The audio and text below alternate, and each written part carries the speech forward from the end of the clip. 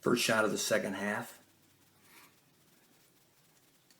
The shot here, as opposed to the one that he made at the end of the second quarter, had a fervor. It had a staunchness to it. As he lets it go, the thumb remains in front of the elbow, and whether till he lands or until there's no imposition on the ball from the acceleration, that's what we want to make sure happens each shot. The thumbnail and elbow held long enough forward, as you can still see that beaming out toward the basket. The thumbnail and elbow are still well separated as the thumb is in front of the bony middle part of the elbow and still in the basket,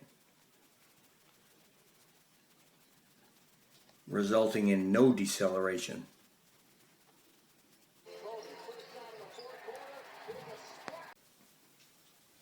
Third shot, 4 minutes left. There he's at the height of his shot, very nicely done.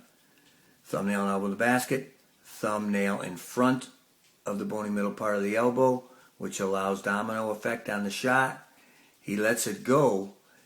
The deceleration happened on the way up as he quickly retracted the thumb down and back. All he needs to do is to hold that thumb and that elbow in the position where he released it till he lands on jump shots, and he'll make every one. As this one, it healed the back of the rim because the thumb coming back, he makes this three.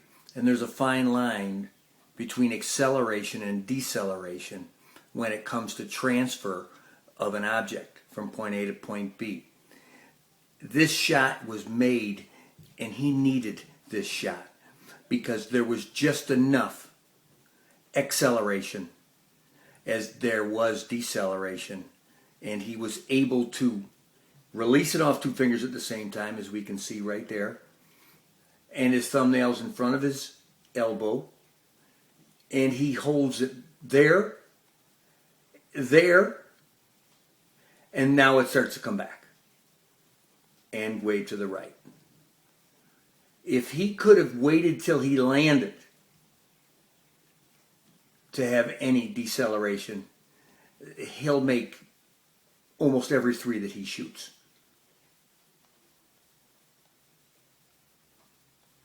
But this really was a nice shot and neat.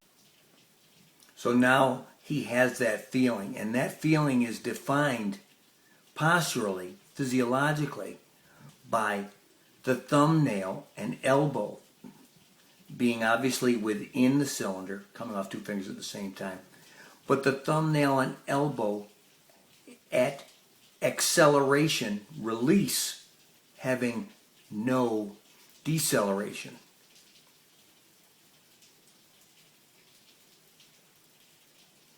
Boom, he lets go of it. There it goes, right there.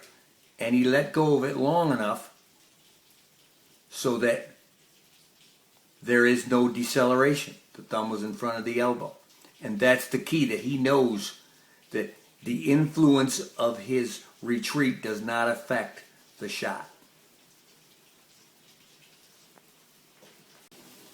Looking back at the difference between the shots early and temperament, getting the ball to other people obviously is a goal that players have, and now he does have that mentality that we all know. And the definition of that mentality posturally is that when he's scoring, the thumbnail and elbow not only are within the basket, two fingers at the same time, but the thumbnail and bony middle part of the elbow stay in the basket long enough so that the acceleration release is not affected by any deceleration force away from where he wanted the ball to go.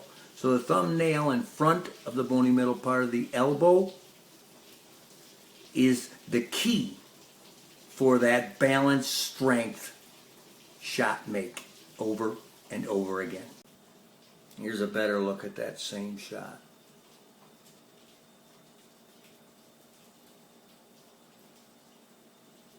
The leverage is that the thumb and bony middle part of the elbow staunch the navigation for its ball balance and distance.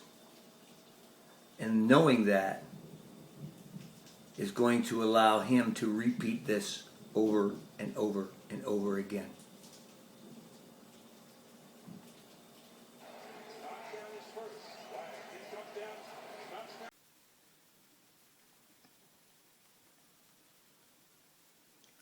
Thumbnail and elbow are in the verticality of the basket.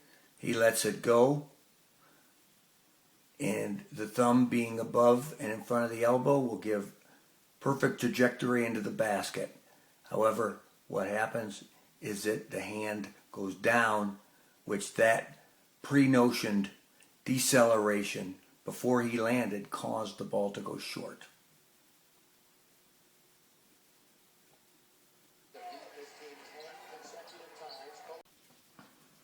Vertical and horizontal control, thumbnail and elbow within the verticality of the basket, perpendicularly. And the balance and torque is controlled by the thumbnail and elbow holding that ground until the thumb is in front of the elbow at release. That whipping leverage torque is guaranteed that it's going to go where he asks it. And deceleration is that when he let it go, there was an immediate twitch backwards with his thumbnail. It's not his body. It's the thumbnail remaining in front of the elbow, which keeps the ball staunched on the two inside pad fingers. So the thumb came behind the elbow. He really looked like he was going to get that one, but there it came back immediately. And so he missed this shot short and to the left. Fourth quarter, 10-minute mark. Right there, he released it perfect. That should be in. However, there's a quick trigger back. So there's deceleration that affects the height of the ball. The thumb is in front of the elbow, and because of the quick back trigger, as you can see the elbow already bending, that ball heals it. If he could have kept the thumbnail in front of the bony middle part of the elbow so there was no deceleration, all acceleration, then this would have swished.